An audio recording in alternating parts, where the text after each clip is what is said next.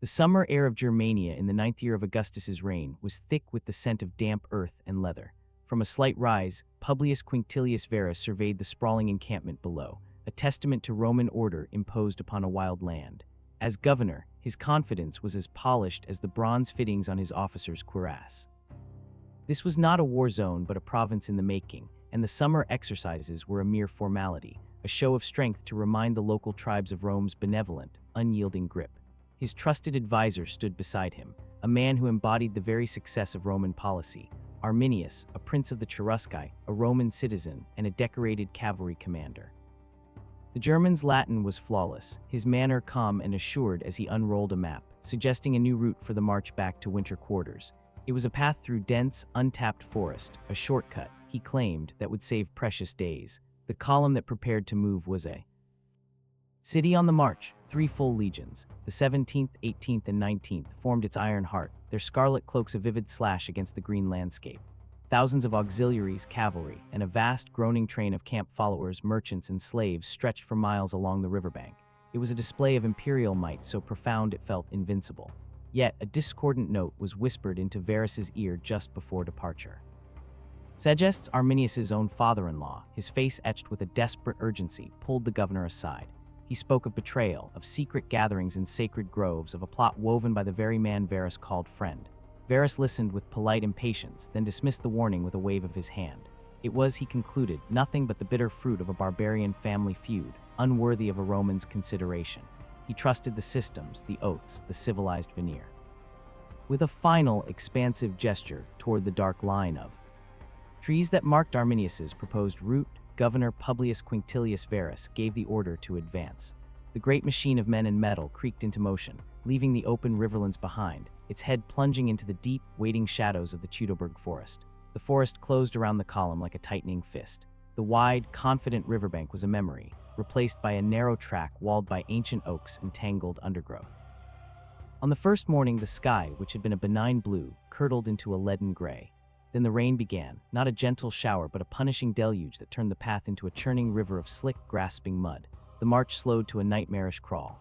Legionaries, their heavy scuda becoming waterlogged burdens, slipped and stumbled. The baggage train, that vital artery of the army, became its anchor. Wagons sank to their axles, and terrified mules brayed as they fought the mire.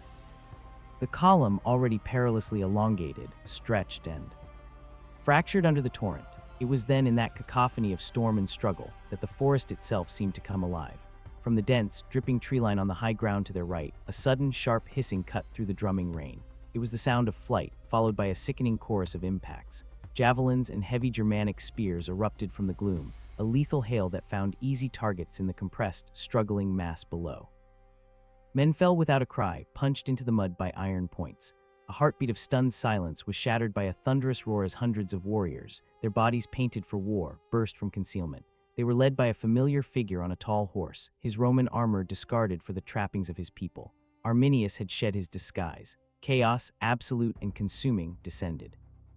The Roman instinct to form a battle line, to present an unbroken wall of shields and swords, was impossible in the boggy, confined space.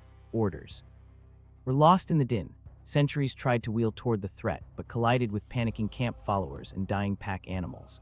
The Germans, moving with terrifying speed and familiarity across the slippery slopes, darted in to slash at the floundering soldiers before melting back into the trees, only to attack again 50 yards down the line. It was not a battle, but a slaughter in a funnel. By nightfall, the rain had eased to a cold drizzle, mixing with the blood that darkened the mud.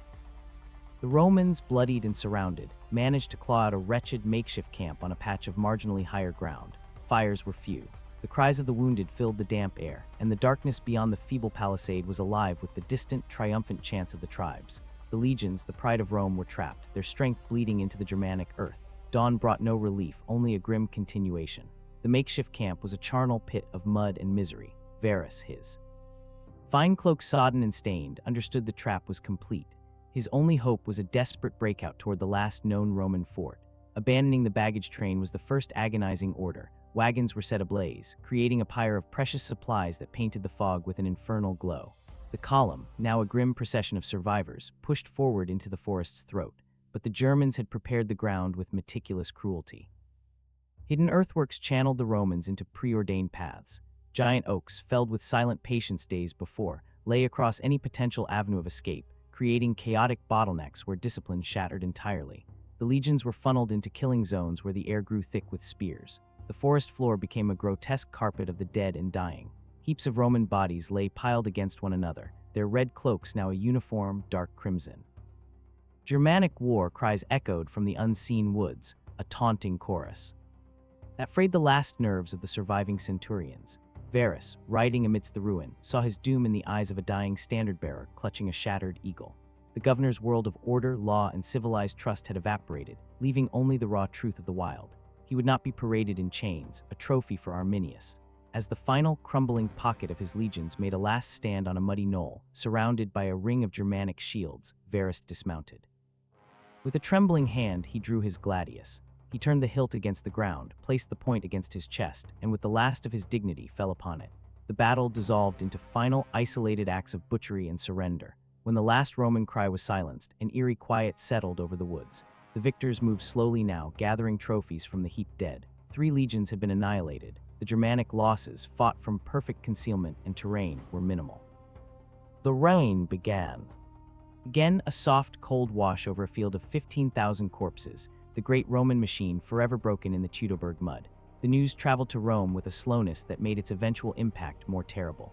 First came rumors, wild and dismissed, of a disaster in the northern forests. Then, fragments of truth from fleeing auxiliaries or traitors who had witnessed the aftermath. Finally, the grim confirmation arrived, carried by exhausted messengers whose faces told the story before they spoke. In the city, a profound, icy shock settled over the forum. Emperor Augustus, the architect of the empire's peace, was said to have torn his robes in grief. The historian Suetonius would later record his anguished cry, repeated for months: "Quintili Vare, legions redde, Quintilius Varus, give me back my legions." It was more than a lament for lost men. It was the cry of a strategic vision shattered. The 3 legionary numbers, XVII, XVII, XIX, were never used again, stricken from the Roman military roll in perpetual disgrace. Years later, the general Germanicus Caesar led vengeful legions back across the Rhine. His campaign in 15 AD was a brutal pageant of retribution. He sought out the old battlefield, a task of grim archaeology.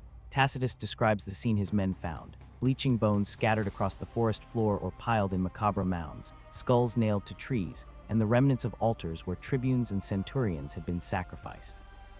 In that haunted place, Germanicus's soldiers performed the sacred duty long denied, burying the fallen in a single, sorrowful mound. Their toil was rewarded with a moment of symbolic redemption. From a muddy grove, they recovered the first of the 3 lost legionary eagles, a tarnished symbol rescued from the Germanic mire. The long-term consequence was a geopolitical earthquake. Rome's dream of a province east of the Rhine died in the Teutoburg mud. The river became a permanent military border, Limes Germanicus, the limit of empire. All future expansion was directed elsewhere.